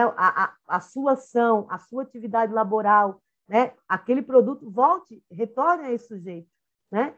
Em melhor qualidade de vida, né? Em melhor saúde, educação, cultura, e geralmente ele vem mostrando que isso não acontece, né? Dada essa simetria entre centro e periferia, onde o centro tudo recebe, né? E a periferia tudo entrega, né? E ele vai dizer que o que vai determinar essa diferenciação, né, entre o mexer, né, com barro, um pouco com barro para fazer um pote, né, não sei como é que chama pote, né, e segurar esse barro, né, essa vasilha para beber, né, tudo vai depender muito da operação do trabalhador, né?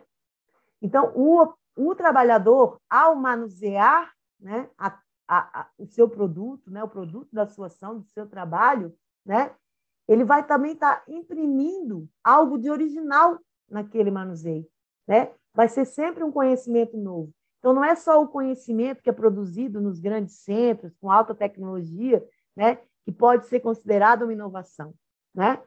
É inovação para quê? Inovação para quem, né? E aí ele vai falar da importância, né, do trabalho, né, do trabalho como forma de elevar, né, e dar novas características àqueles objetos, né? E é bem interessante eu pensar a consciência crítica, né? Então ele não vê a técnica como perigosa ou negativa, mas sim a apropriação que é feita pelos países dominantes, né, da tecnologia, como se somente aquelas mais sofisticadas e atuais fossem as melhores. É o que ele vai falar, né, da ideia da ideologização da técnica. Nós produzimos tecnologia, vocês produzem né, vocês simplesmente têm a matéria-prima. A técnica de vocês é inferior, né, à técnica que é produzida aqui, né?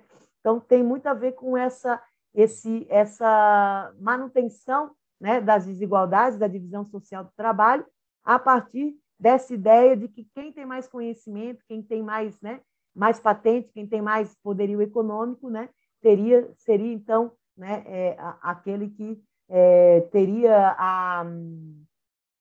como eu disse, teria o domínio, né, sobre essas tecnologias. E aí, quando ele vai falar de consciência crítica, como eu disse, ele vai falar, né, que a classe rica não faz greve, logo, né, para eles não há necessidade, né, para as classes dominantes, né, ou para aqueles que detêm, né, o poderio econômico, né, e que detêm a posse, né, desses conhecimentos científicos e tecnológicos, né, eles não precisam de consciência crítica, né, porque para eles não é importante, né, que haja uma mudança, né, dentro dessa relação assimétrica. Mas sim, né, isso é que Vieira Pinto vai trazendo em contato com as massas populares, né, e que leva ele ao exílio, né, que é considerar o homem do povo, que é aquele trabalhador manual, né, que ele também tem uma percepção da realidade que é diferenciada, mas não é menor, né, como quer, né, mostrar a visão de mundo ostentada pelas classes dominantes. Ele vai dizer que a consciência crítica é sempre patrimônio das massas.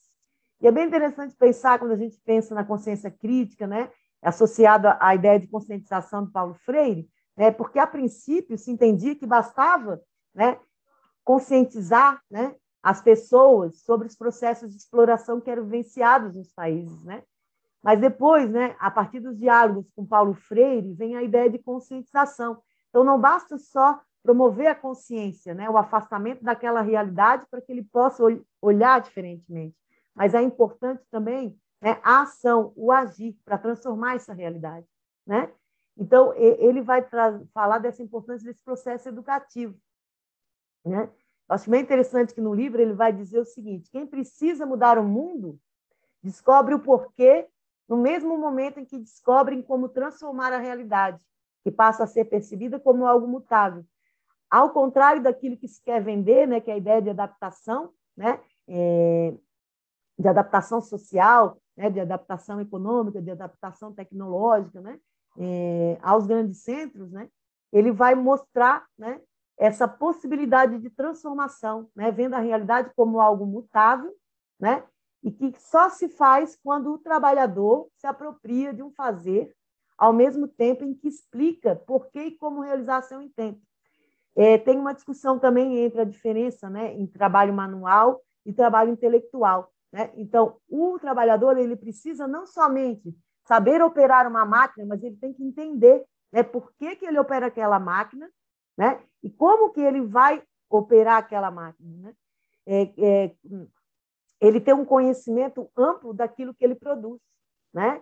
Não vai ser, se a gente for pensar na questão da industrialização, né, da divisão de trabalho, né, nas fábricas, nas indústrias, né? A ideia é cada vez mais separar o sujeito, né, o trabalhador, daquilo que ele produz, num dado momento em que ele nem sabe aquilo que ele está fazendo. Então, a consciência crítica envolve em perceber, né,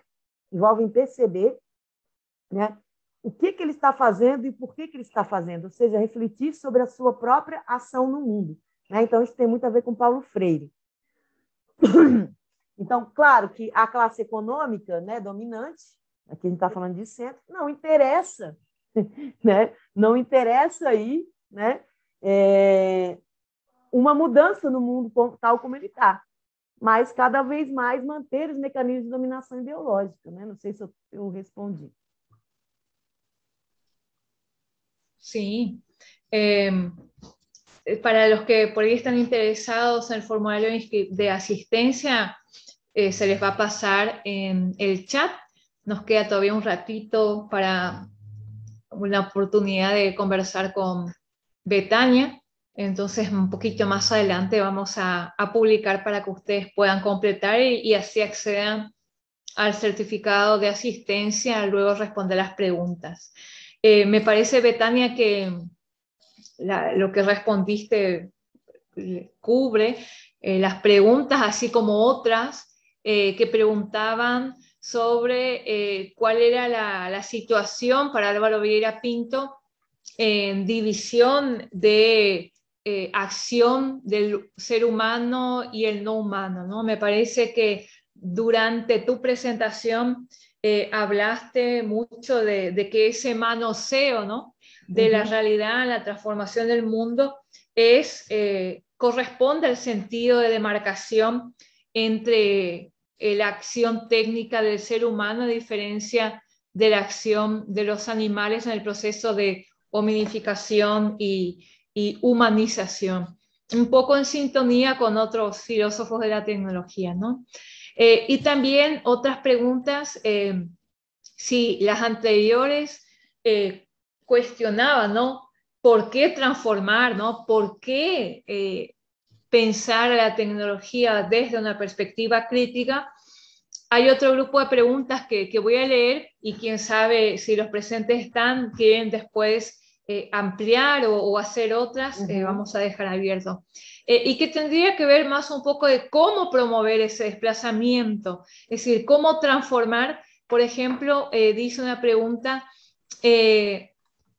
teniendo en cuenta la naturaleza ambivalente de las personas, y el autor se posiciona la técnica como libertadora de la humanidad, pero teniendo en cuenta esa posición ambivalente de las personas, ¿cómo sería posible de transformar y no de crear nuevas formas de dominación y de desacuerdos y así fortalecer esa sensación de centro y periferia, ¿no? Por el propio comportamiento humano, ¿no? ¿Será posible cómo transformar y si es posible delante de la situación que vivimos hoy, ¿no?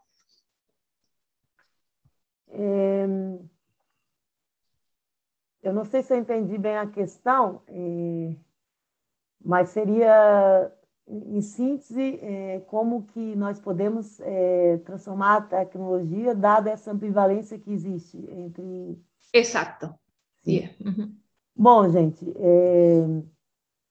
eu acho que a gente pode tentar aqui, né, juntar, né, um pouco o Fimber e o Alvareira Pinto, né, para pensar, né, na ideia de que para transformar, né, a tecnologia ou transformar a técnica, né, isso só é possível, né, à medida que há também, né, a preocupação com o desenvolvimento de uma sociedade mais justa e igualitária, né, com investimento em pesquisa, né, não em pesquisa, em inovação, investimento, inclusive, né, na formação, né, das pessoas, né, para que elas desenvolvam essa consciência crítica, né, para que não sejam formadas somente para serem aí, né, para o trabalho manual, né, aqueles trabalhos que são menos reconhecidos, né, dentro dessa cadeia produtiva, né. Implica também, eu acho que muito mais, né, do que atitudes individuais, né, em pensar em projetos nacionais, né, de política de desenvolvimento científico e tecnológico, né, acessível a todos, né.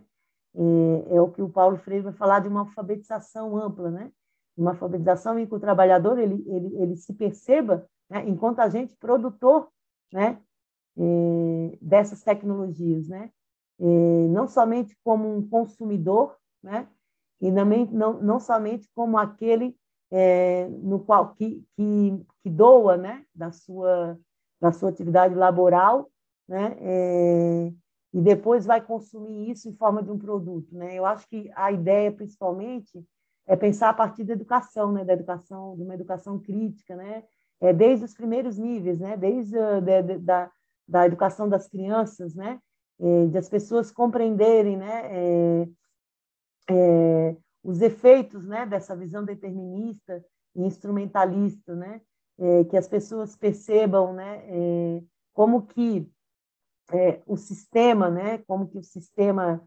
econômico, né, das grandes dos países, né, financeiramente dos países mais ricos, né, acaba gerando essa simetria entre os países mais pobres, mas ao mesmo tempo parte de dentro, na medida em que a gente tem algumas vias, né, para pensar essa transformação.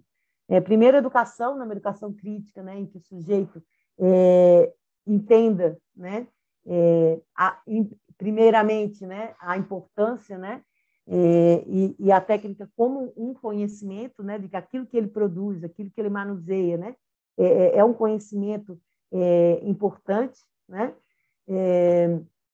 que ele tenha conhecimento de todos os entraves, né, de todas as questões, né, que estão envolvidas, né, né,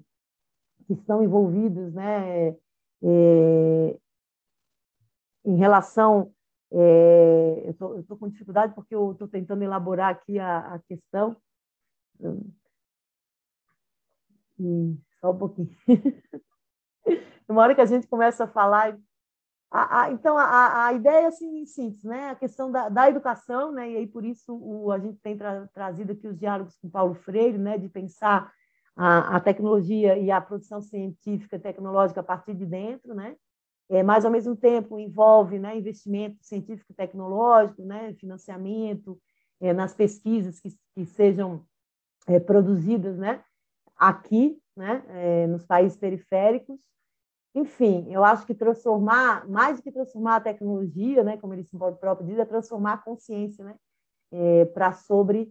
sobre esses mecanismos, né, que estão envolvidos nesses processos que levam a essas disparidades, né, e que não estão, que não necessariamente, né, há uma relação entre desenvolvimento científico, tecnológico e bem-estar social, né. Então as pessoas começarem a perceber, né, não só perceber, mas agirem, né, em favor e em prol dessa mudança, né? Eu acho que na América Latina a gente tem grandes enfrentamentos, né? A gente passa por momentos aí, vários momentos, né, de ditatoriais, mas também vários movimentos de resistência, de greves, né, que buscam aí, né, manter, né, uma maior justiça, né, social com relação à distribuição das riquezas, né, que são produzidas em grande parte, né, a partir aí daquilo que é produzido nas periferias, né? Não sei se eu respondi. Sí, Betania, me parece que sí.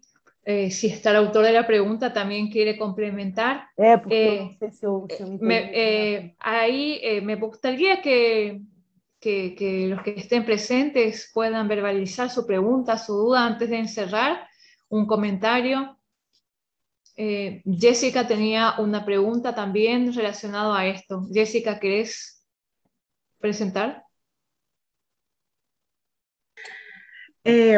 Sí, en realidad estaba asociada a todo esto que Betania venía desarrollando. Entonces, yo me preguntaba si era posible en algún momento poder escapar o desprendernos de centro periferia estando en la periferia. Uhum. Essas relações, né, também sempre periferia, elas se tornam cada vez mais complexas, né, no mundo globalizado que a gente está vivendo, né? E, com certeza hoje a gente tem outras, né, dinâmicas, né, daquelas que eram discutidas por Vieira Pinto na década de 50, né? Hoje a gente tem outros países, né, aí nesse rol, né? Mas eu acho que se é possível transformar a tecnologia, né, eu acho que só é possível mesmo a partir de dentro, né, a partir dos próprios países periféricos, né. Eu acho que não dá para esperar, né, para esperar que a gente tenha um pleno desenvolvimento social para então a gente começar, né, que a gente tenha políticas, começar a pensar em transformar, né, essas relações que a gente estabelece com a própria técnica, né? Eu acho que essa categoria do do Vieira Pinto de trabalho é fundamental, né? De recuperar, né, o sentido, né, e a importância das atividades que são desenvolvidas, né, nos países periféricos e, ao mesmo tempo, também, né, investir, haver aí um investimento na educação, né, das pessoas, para que se possa começar, né, a olhar, né, a partir de dentro, né, se afastar dessa realidade e buscar, então, aí alternativas, né, para sair dessa relação, né, para que todos, né, tenham, para que a gente possa, pelo menos, né, ter um maior desenvolvimento social, né. Como o Vieira Pinto, ele vai dizer, né, que a partir do momento que o trabalhador ele tem consciência, né, de todos os processos, né, ele consegue então pensar, né, planejar, né, ações que visem aí modificar, né, essas dinâmicas aí estabelecidas, né. Eu acho que os países do sul global, né, aí na categoria de Boaventura de Souza Santos, assim como Vieira Pinto, né, eles vão nos indicando caminhos, né? Eles vão indicando caminhos. Bom, nós temos que pensar quais os problemas, né? Quais são os problemas, né, que nós enfrentamos, quais aqueles problemas, as demandas, né, que cabem, né, a nós resolvermos, né? E quais as tecnologias e qual a ciência que a gente vai desenvolver a partir, né, desses problemas que são encontrados, né, que são situados, né, e não buscando as soluções de fora, né, porque geralmente quando acontece nas políticas, né, a importação, né, das políticas educativas, por exemplo, que também são tecnologias, né, então a gente pode pensar só aquele conhecimento que é produzido por eles, né, e é válido, né, e o conhecimento que é produzido na periferia, né, nos países mais pobres, ele acaba sendo desconsiderado, né, tido como de menor valor. Então, acho que é mostrar a importância, né, do nosso trabalho, recuperar, né, a nossa estima no sentido que somos produtores de ciência e tecnologia, né? Temos demandas diferenciadas, né? Quais são essas demandas, né, que nós enfrentamos e quais são os projetos que nós queremos, né, desenvolver a partir das nossas próprias demandas, né? Acho que quanto mais um país investe na importação, né, na importação de produtos manufaturados, né, e na exportação, né, não só da mão de obra, mas também na exportação da matéria-prima, né, mais nós nos tornamos reféns, né, desses grandes centros. Acho que acho que passa por um projeto de político nacional também, né, que é muito forte, né? Por exemplo, no Brasil, a gente teve várias políticas agora que foram totalmente desconstruídas com o novo governo, né? Então, todo um projeto nacional, econômico, que estava sendo desenvolvido, né, em função justamente, né, das classes populares, né, de atender as minorias, ele acabou sendo prejudicado, né? Então, acho que é movimentar, né, a partir de dentro, para que a gente não tenha mais também, tipo, né, políticos dessa natureza no governo, né, como a gente tem hoje. Então, assim, acho que é pensar a partir de dentro mesmo, sabe? Quais são as nossas demandas, quais são as nossas necessidades, né? O que é preciso investir, né, em função disso, né, e pensar num desenvolvimento científico e tecnológico que seja realmente adequado, né, a cada contexto, né, e sair, né, dessa ideia de simplesmente de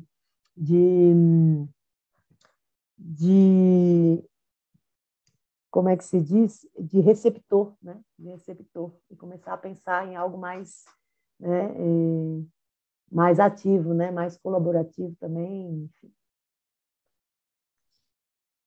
Bien, ¿alguna otra pregunta que quieran colocar en estos minutitos que nos quedan hasta las 6:30? Vamos a aprovechar a exprimir a Betania. Eu gostaria de ter selecionado aqui uma parte. Eu posso ler uma parte Claro. que tem muito a ver com essa questão da Adriana? É da Adriana, né? Jessica. Jéssica. Isso aqui é lá na página 46, né, quando ele está falando da civilização, né, da era tecnológica como ideologia, né? Porque ele diz que em todos os momentos nós tivemos as nossas eras tecnológicas, né? As nossas tecnologias que foram importantes naqueles períodos, né? Então ele vai dizer que o conceito de civilização tecnológica para nós, povos subdesenvolvidos, tem de começar pela exposição e desmascaramento dos fatores políticos que encobrem a consciência, as possibilidades de as nações privadas do poder se pensarem a si mesmas. Essa privação implica necessariamente o impedimento de conceberem a importância prioritária máxima que deve ter a defesa dos seus recursos materiais, né? Quando a gente pensa, né, aqui no contexto, né, dos nossos próprios recursos, né, como somos países, né, ricos, né, em termos de matéria, né, de materiais, né? Então ele vai continuar. Habituadas ao estado diário da exploração alheia, são incapazes de pensar em termos originais, novas formas de utilização de seus bens naturais e de elaborarem outras técnicas, máquinas e objetos para a satisfação humana.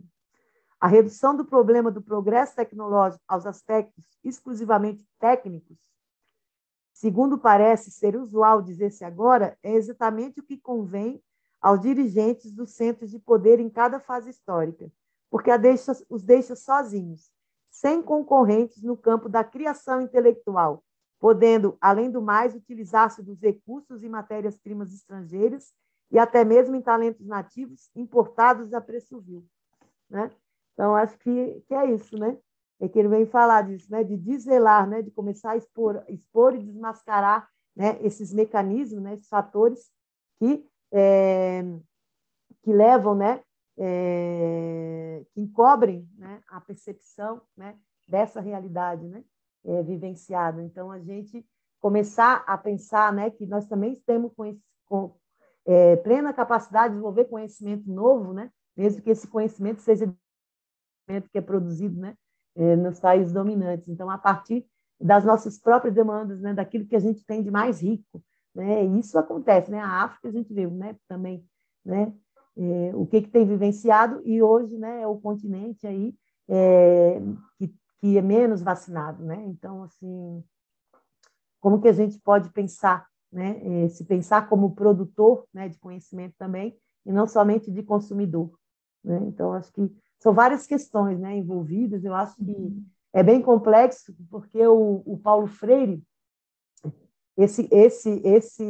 o livro, a obra Conceito e Tecnologia, ela é considerado o quarto quadrante, né? Então, tem várias obras anteriores que se interligam, né, no intuito de pensar a questão do trabalho, né? E pensando o trabalho, né, das classes, né, das massas, né, do trabalhador, né, enfim, né? Maravilloso, entonces. Ya está disponible el formulario de participación y ya cerrando el encuentro de hoy, me parece que si por un lado esta primera actividad del año de la Cátedra Abierta T. Sofía cumplió su objetivo, ¿no?, de promover la reflexión desde algún pensador al respecto de la tecnología, ¿no?, y traernos nuevos conceptos, nuevas categorías de análisis para pensar a la tecnología, que es el objeto de estudio de la educación tecnológica. Por otro lado, también muestra cómo las ciencias sociales y las humanidades contribuyen para esa comprensión, no reduciéndose a las ciencias exactas, por ejemplo, para poder enseñar educación tecnológica, ¿no?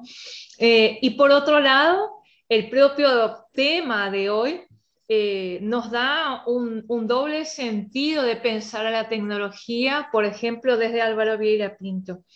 Yo creo que los estudiantes que están acá pueden haber comprendido o pueden repensar su rol pedagógico, es decir, pensar las contribuciones de Álvaro Vieira Pinto para trabajar los tres ejes de los contenidos curriculares de la educación tecnológica, ¿sí? Una vez que Álvaro Vieira Pinto centra en la no fragmentación de ser humano y tecnología y va a pensar a la tecnología desde una mirada sociotécnica, pero al mismo tiempo un perfil político, es decir, cuando preguntaban, bueno, ¿para qué promover la teoría crítica?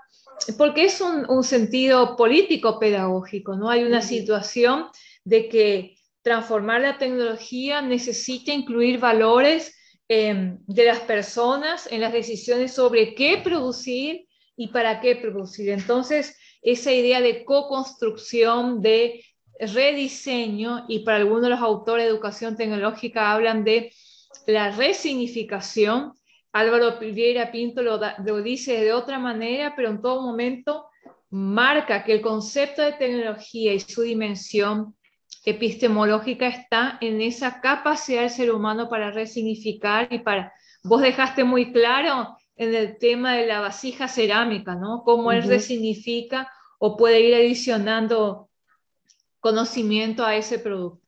Así que agradecemos en nombre de T-Sofía a Betania por este tiempo, por este momento de aprendizaje, a los estudiantes que están presentes, que ya se fueron yendo. A medida que pusimos el formulario, muchos ya se fueron, pero también me parece que se llevan un gran momento de conocimiento.